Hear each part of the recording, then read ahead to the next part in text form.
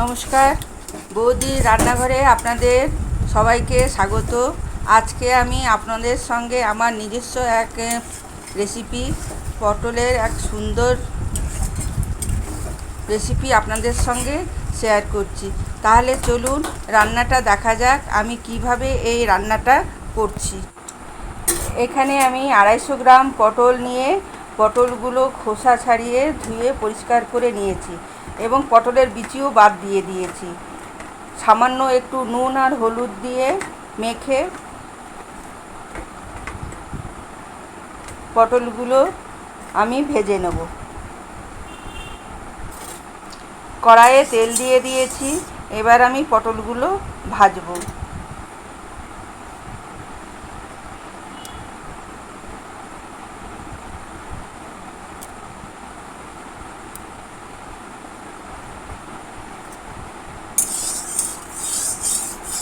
তেল গরম হয়ে গেছে,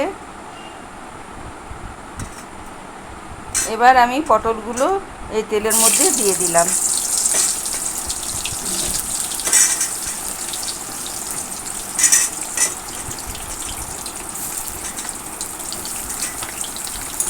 এবার নাড়াচাড়া করে পটলগুলো আমি ঢাকা চাপা দিয়ে ভেজে নেব।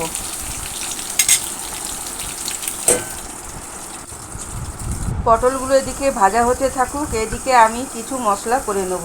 মিক্সির জারের মধ্যে আমি 1 চামচ চালমগজ, 1 চামচ নারকেল আর 4 থেকে 5টা কাজু দিয়ে আমি পেস্ট করে নিয়েছি। পটলগুলো ভাজা হয়ে গেছে, এবার আমি পটলগুলো তুলে নেব।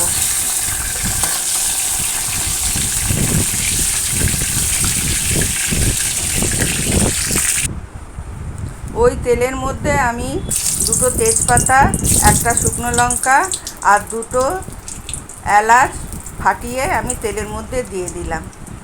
নাড়াচাড়া করে আমি এই ফোড়নটা ভেজে নেব।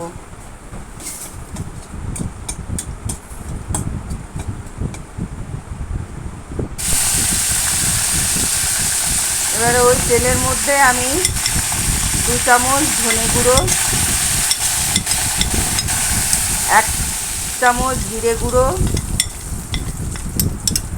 সামান্য একটু হাফ চামচ মতন হলুদ আর লাল লঙ্কার গুঁড়ো দিয়ে দিলাম। এবার মশলাটা আমি কষতে থাকবো।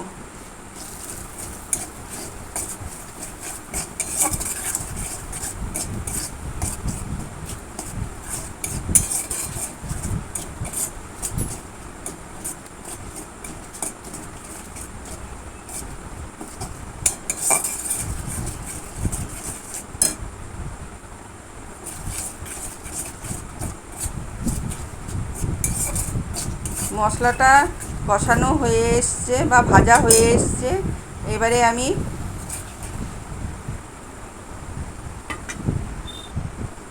কাজু আর নারকেল বাটার যে পেস্টটা ছিল সেই পেস্টটা দিয়ে দিলাম।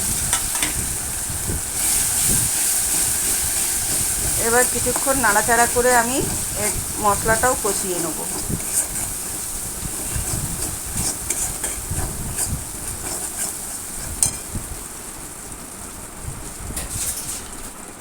মশলা ধোয়া জলটা আমি এর মধ্যে দিয়ে দেবো।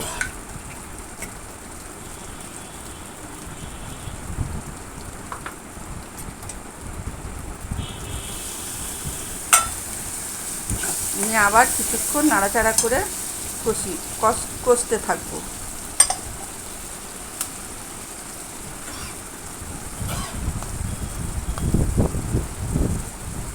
স্বাদ মতন নুন দিয়ে দিলাম।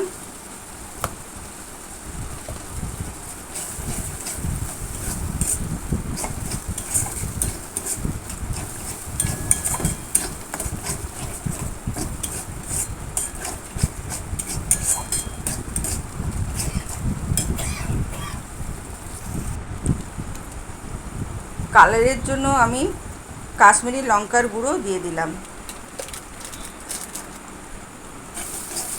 আরও কিছুক্ষণ আমি এটা নাড়াচাড়া করে কষিয়ে নেব।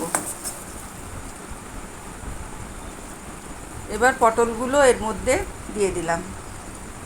পটলগুলো দিয়ে কিছুক্ষণ নাড়াচাড়া করে কষিয়ে নেব।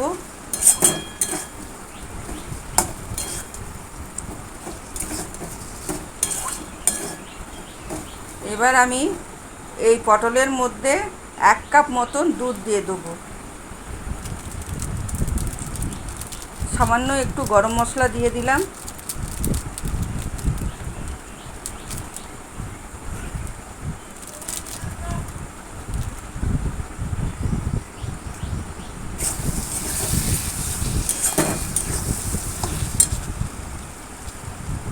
এবারে 1 কাপ মতন দুধ নিয়েছি, দুধটা দিয়ে দেবো। এই রান্নাটা দুধ দিয়েই করতে হবে।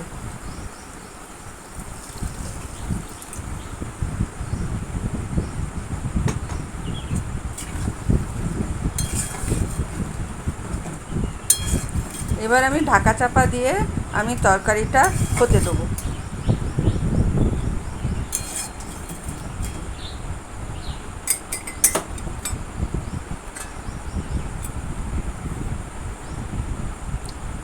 এখানে ঢাকা চাপা দিয়ে দিলাম।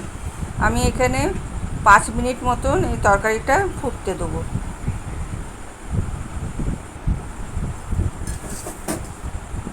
আমার পটলের তরকারিটা হয়ে এসছে। আমি একটা পাত্রে এটা সার্ভ করে নিচ্ছি। আর আপনাদের এই রেসিপিটা কেমন লাগলো অবশ্যই কমেন্টে জানাবেন। আর পছন্দ হলে একটা লাইক করে দেবেন।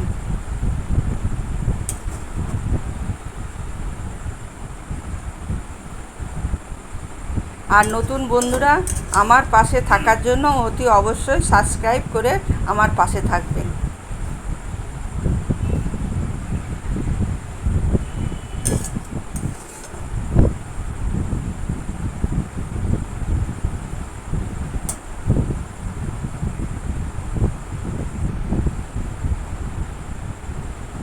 আজকে তাহলে এই পর্যন্তই। আবার কোনো নতুন রেসিপি নিয়ে আমি ফিরে আসব। আপনারা সুস্থ থাকবেন, ভালো থাকবেন। ধন্যবাদ।